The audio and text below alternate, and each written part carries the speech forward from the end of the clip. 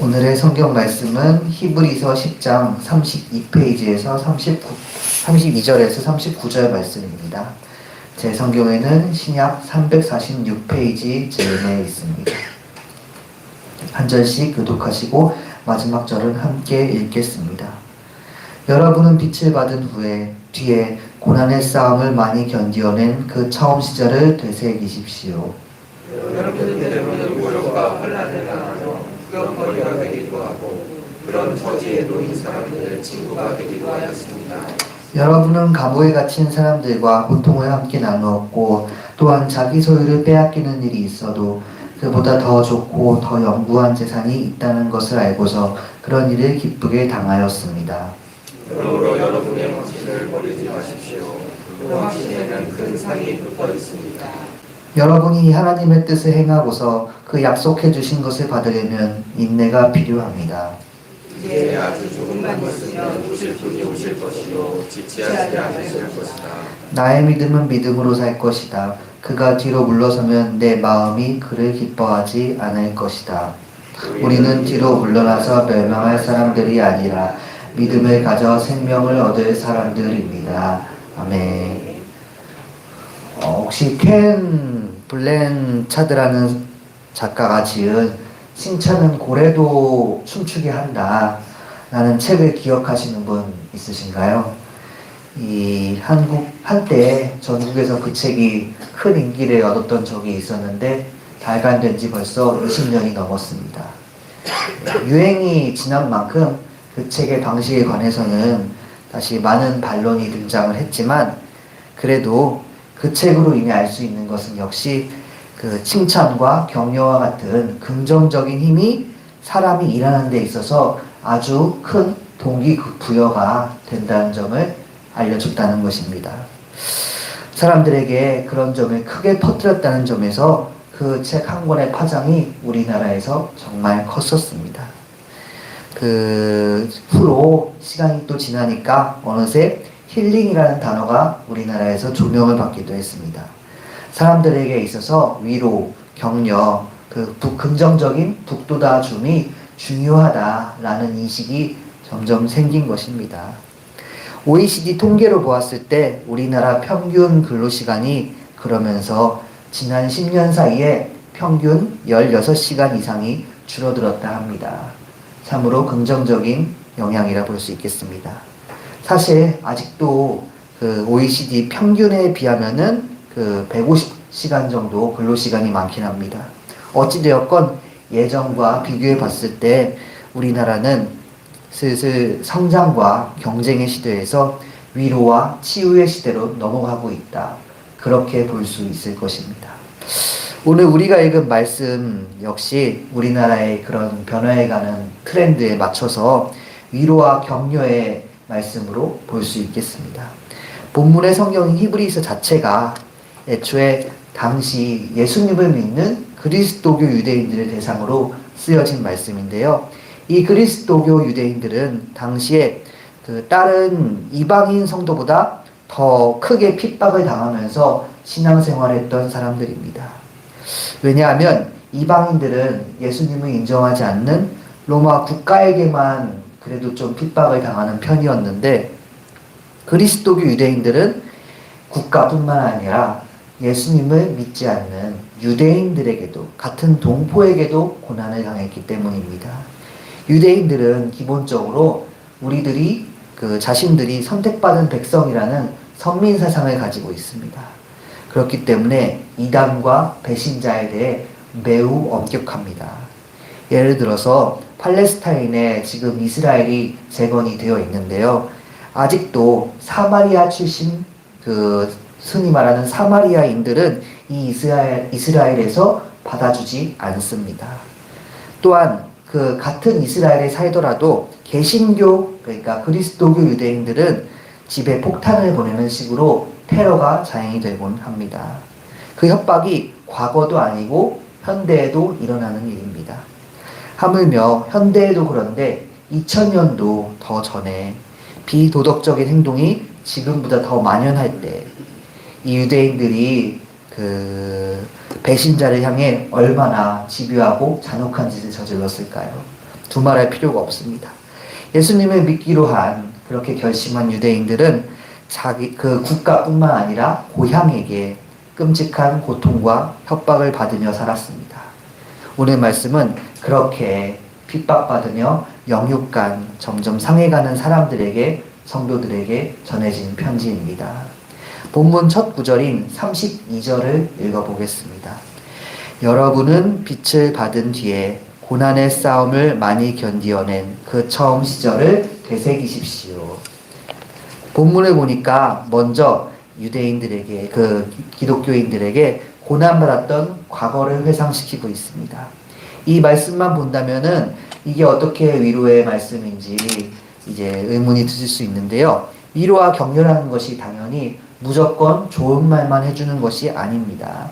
문제가 될 수 있는 그런 아픈 기억도 상기시켜서 부정적인 영역에서 양지로 옮기는 것 역시 심리학적인 치유의 기법 중 하나입니다.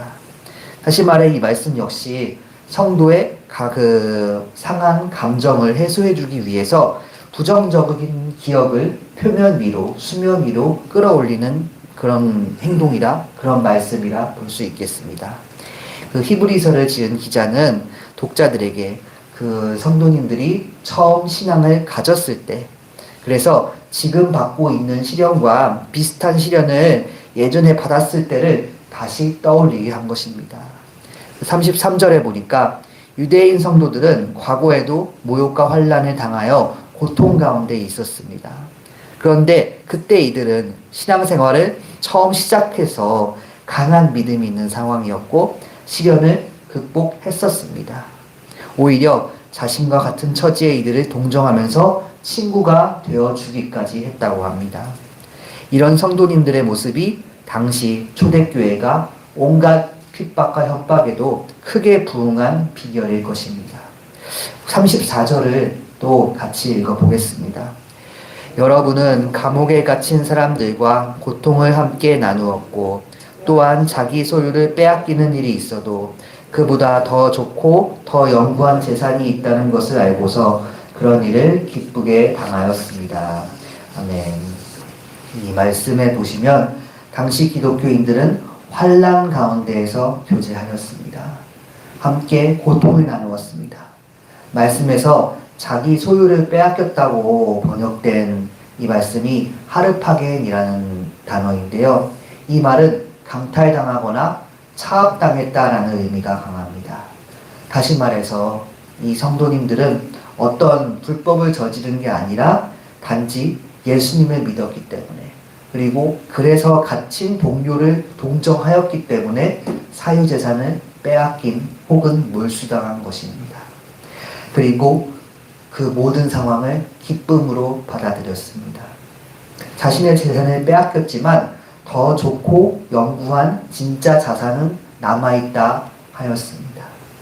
그러니까 마태복음 6장 21절의 말씀을 온몸으로 보인 것입니다. 제가 마태복음 6장 21절을 읽어보겠습니다. 너의 보물이 있는 곳에 너의 마음도 있을 것이다. 아멘. 당시 성도님들은 그 땅에서의 재산을 억울하게 빼앗겼습니다. 하지만 진짜로 그 축적했다 생각하는 재산은 빼앗기지 않았습니다. 세상 무엇보다 안전한 자산을 하늘에 쌓아 놓았습니다. 이 성도님이 기꺼이 빼앗긴 이유는 막상 진짜 뺏겼을 때 마음이 아플 수 있는, 진짜 아끼는 가장 소중한 보물은 하늘에 잘 축적해 놓았기 때문이었습니다. 다만 아무리 보물을 하늘에 잘 쌓는다 해도 그 지속되는 핍박은 그 성도님들을 지치게 만들었음이 분명합니다. 초기에 그렇게 강렬한 신앙을 가지고 있던 그리스도교 유대인들은 세월 앞에 흔들리기 시작하였습니다. 시간이 지나갈수록 핍박도 세지고 압박도 세지면 점점 더 거세지기만 했지 약해지지가 않았습니다. 예수님들은 곧 오신다 하는데 대체 언제 오시는 건지 날짜도 알 수 없이 막연히 기다려야 했습니다. 그렇게 시간이 지나가면서 처음에 받았던 뜨거운 마음과 열정이 식어갔던 것입니다. 신앙생활을 계속해갈 힘과 동기가 떨어져 갔습니다. 그렇기에 오늘 말씀이 쓰여진 것이지만요. 그렇기에 말씀에서는 성도님들이 신앙생활을 이어갈 수 있도록 계속해서 독려를 합니다. 본문 35절도 함께 읽어보겠습니다. 그러므로 여러분의 확신을 버리지 마십시오. 그 확신에는 큰 상이 붙어 있습니다. 아멘. 말씀에서는 우리 예수님께서 살아계신다는 확신, 그거 처음에 가졌던 걸 버리지 말라고 다시 한번 독려합니다. 반드시 우리가 확신하는 것에 상이 있을 것이라 합니다. 우리 조금만 더 힘내서 신앙을 지키고 믿음을 가져보자 라고 다독입니다. 더 기다리자고 합니다. 36절도 함께 읽어보겠습니다. 여러분이 하나님의 뜻을 행하고자서 그 약속해 주신 것을 받으려면 인내가 필요합니다. 네. 인내하면 우리가 기다리던 그것, 하나님께서 약속하신 하나님의 나라가 우리에게 임할 것이다 말씀하고 있습니다. 그 다음 구절인 37절도 비슷합니다. 역시 조금만 더 있으면 우리가 기다리는 때, 주님의 때가 오실 것이다 라면서 마음을 다독입니다. 38절에서는 구약의 말씀 중 하박국 2장 4절을 인용하여 격려하기도 합니다. 유대인들은 한때 구약만을 믿었었기 때문에 구약에 관해서는 조기 교육을 잘 받은 상태입니다. 그래서 이렇게 구약을 인용하는 말씀들을 통해 그리스도교 유대인들이 그래도 인내하고 믿음을 가지고 마음의 격려를 받을 수 있도록 힘썼습니다. 본문 마지막으로 제시되는 이 39절은 그리스도교 유대인들의 정체성을 다시 한번 일깨워줍니다. 본문 이 39절도 함께 읽어보겠습니다. 우리는 뒤로 물러나서 멸망할 사람들이 아니라 믿음을 가져 생명을 얻을 사람들입니다. 아멘. 뒤로 물러나면 멸망이요. 계속 믿음을 가지면 생명을 얻을 것이라 합니다. 우리는 그렇게 믿음으로 구원받을 사람들이라 하면서 성도님들의 정체성을 오늘 말씀이 일깨워주고 있습니다. 참으로 영적 전쟁에서는 이 말씀대로라고 할 수 있겠습니다. 물러나면 멸망하고 믿음을 가지면 생명을 얻는다.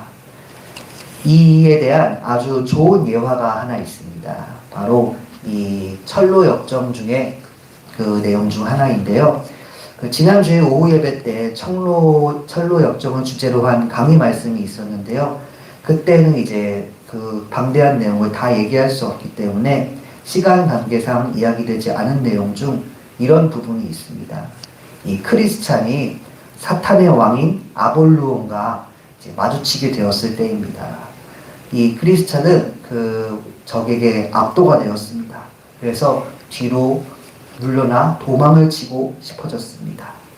그리고 그때 그는 하나님의 전신갑주를 입고 있었는데요.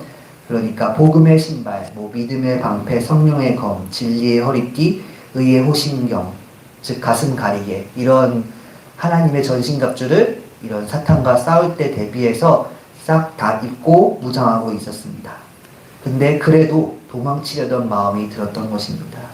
근데 도망치려는 그런 마음이 들어서 뒤로 돌려 할 때 이 자신이 입고 있는 하나님의 전신갑주에 큰 약점이 있다는 걸 깨닫게 됩니다. 하나님의 전신갑주의 약점이 무엇이냐면 아까 제가 말씀을 드렸을 겁니다. 바로 전신갑주 중 갑옷이 바로 호신경, 의의 호신경, 다시 말해서 가슴 가리개라는 것입니다. 예, 이제 뭐가 문제인지 눈치채셨을 것입니다. 이 호신경, 가슴 가리개이기 때문에 이 하나님의 전신갑주는 등을 막아주지 않습니다. 만약 이 두려워서 뒤돌아 도망친다면 아볼론이 투창을 던졌을 때 무방비한 등에 맞고 크리스찬은 확실히 죽을 것입니다. 크리스찬에게 있어서 영적 전쟁을 할 때 뒤로 물러나는 선택지는 사실상 죽음이었습니다. 그러나 아무리 질 것 같아도 뒤로 물러나지만 않는다면 크리스찬은 하나님의 도우심으로 승리하게 될 것입니다. 아시다시피 철로 역정에서 크리스찬은 이 맹점을 깨닫고 아볼로온에게 끝까지 맞섰으며 결국 승리하게 됩니다. 이 이야기뿐만 아닐 것입니다. 유대 그리스도인들도 물러서지 않는 사람은 승리할 것입니다. 우리 역시 마찬가지입니다. 우리도 하나님의 도우심으로 믿음을 끝까지 지키며 산다면 승리할 것입니다. 그렇기 때문에 오늘 우리가 기도할 때는 주님께 구하는 기도를 하길 바랍니다. 내 삶에 수없이 많은 유혹들, 영적 전쟁이 있는데 뒤로 물러서지 않고 믿음을 지키게 해달라고 기도하시기 바랍니다. 주님께서 그 기도에 대답하시고 우리가 믿음으로 승리하고 생명을 끝까지 얻고 지킴을 믿습니다. 그렇게 기도에 응답받는 오늘 되시길 소망합니다. 기도하시겠습니다. 주님, 이전에도 그랬고 오늘날에도 그렇고 늘 우리에겐 믿음을 방해하고 막아서려는 영적인 세력이 있습니다. 우리는 연약하지만 그럼에도 그 보이지 않는 무언가와 싸워야 합니다. 그때 뒤로 물러나서 멸망치 않게 하시고 믿음을 가지고 주 하나님의 도우심으로 승리하고 신앙을 지킬 수 있도록 도와주시옵소서. 반드시 주님의 때가 올 것인데 그때 주님께 칭찬받고 하늘에 쌓아둔 상을 받는 우리가 될 수 있도록 마음을 붙들어 주시옵소서. 오늘 또 주님 앞에 드리는 헌금을 예배를 기쁘게 받아주시고 그 헌금으로 인하여 주님께서 기쁨으로 우리를 붙잡아 주시옵소서. 오늘 화요 중보 기도회도 있습니다. 기도하면서 믿음을 더욱 굳세게 다질 수 있도록 붙잡아 주시옵소서. 우리의 모든 기도에 응답하실 주님께 감사드리며 살아계신 예수님의 이름으로 기도드렸습니다. 아멘. 하늘에 계신 우리 아버지여, 이름이 거룩히 여김을 받으시오며 나라가 임하시오며 뜻이 하늘에서 이루어진 것 같이 땅에서도 이루어지이다. 오늘 우리에게 일용할 양식을 주시옵고 우리가 우리에게 죄 지은 자를 사하여 준 것 같이 우리 죄를 사하여 주시옵고 우리를 시험에 들게 하지 마시옵고 다만 악에서 구하시옵소서. 나라와 권세와 영광이 아버지께 영원히 있사옵나이다. 아멘.